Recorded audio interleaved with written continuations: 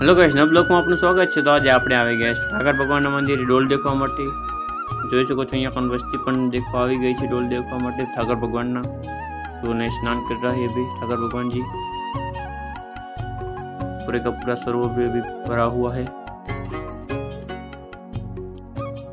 जय ठाकर भगवान।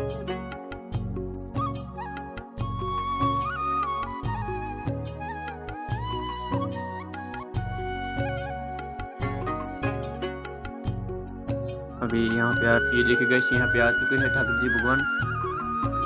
जय ठाकर भगवान जी।